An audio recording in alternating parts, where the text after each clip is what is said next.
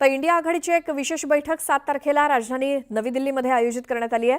विरोधी पक्षनेते राहुल गांधी यांच्या 5 सुनहरी बाग इथल्या निवासस्थानी ही बैठक आयोजित करण्यात आली आणि या बैठकीला महाराष्ट्रातनं शरद पवार, उद्धव ठाकरे यांच्यासोबतच शेकापचे जयंत पाटील उपस्थित राहणार आहेत। तर बैठकीमध्ये विरोधी पक्षांच्या उपराष्ट्रपती पदाच्या उमेदवाराच्या नावावर शिक्कामोर्तब होण्याची शक्यता आहे। सोबतच आगामी काळात होणारी बिहार विधानसभा निवडणूक, एसआयआरचा गाजत असलेला मुद्दा यासोबतच इतर महत्त्वाच्या मुद्द्यावरती चर्चा होण्याची शक्यता आहे। याच संदर्भात अधिक माहिती घेऊयात आमचे प्रतिनिधी प्रशांत लीला रामदास यांच्याकडनं।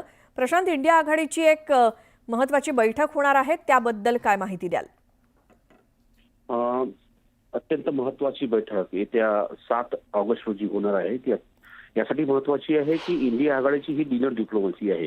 विरोधी पक्षनेते राहुल गांधी यांना नवीन निवासस्थान त्यांना मिळणार आहे आणि ते निवासस्थान आहे ते 5 सुनहरी बाग हे निवासस्थान असून इथे पहिला जो कार्यक्रम होतोय तो इंडिया आघाडीच्या नेत्यांची बैठक होते। या बैठकीला महाराष्ट्रातून शरद पवार असतील, उद्धव ठाकरे असतील, त्यानंतर शेकापचे भाई जयंत पाटील असतील, असे अनेक महत्त्वाचे नेते या बैठकीला उपस्थित राहतील। तृणमूल काँग्रेसच्या नेत्या ममता बॅनर्जी उपस्थित राहतील, त्यानंतर AIADMKचे मंत्री स्टॅलिन ते मुख्यमंत्री ते उपस्थित राहतील।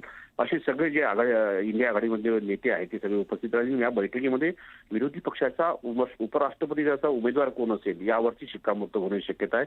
हे अत्यंत महत्त्वाचं आहे की बिहारच्या विधानसभा निवडणुकीमध्ये SIRचा जो मुद्दा गाजत आहे त्या मुद्द्यावर देखील काही महत्त्वाचे निर्णय या बैठकीत होणार आहे आणि याशिवाय म्हणजे लोकसभा निवडणुकीनंतर ही पहिलीच अशी बैठक आहे इंडिया आघाडीची जी राहुल गांधींच्या घरी होते। यापूर्वी लोकसभा निवडणुकीच्या नंतर कुठलीही बैठक झाली, त्यामुळे या बैठकीकडे संपूर्ण देशाचं लक्ष लागलं असेल। प्रशांत, धन्यवाद या माहितीसाठी।